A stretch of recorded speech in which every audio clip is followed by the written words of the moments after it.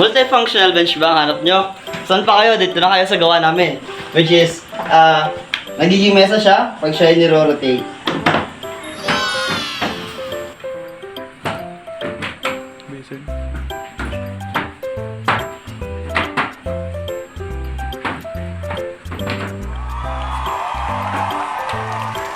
Wow. Yan.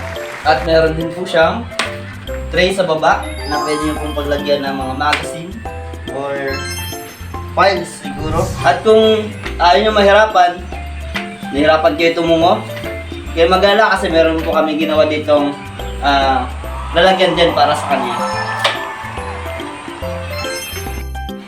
Ayan, at kung sa kabila naman po kayo mapunta, sa kabilang side, meron po tayo dito ginawang ganoon din po sa kabila. Kasi po, inatin po namin siya sa gitna. Kung makikita ninyo po.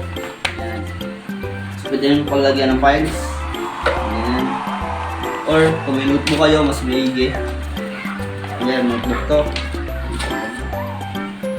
Ganoon sa baba, pagka napuno na to, yung may nakalagay na po sa taas. At pwede naman kayo baba.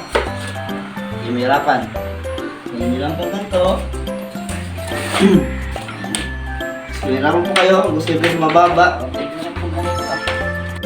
At kapag gusto nyo naman po magpahinga, so wala pong problema dyan, matibay naman po yung gawa natin.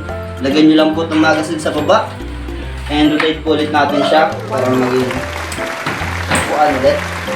Sa isa, para masira. Tignan po sabay. Ayusin nyo lang po maigi. Yan. Siyempre, tanggap tayo ng chinelas.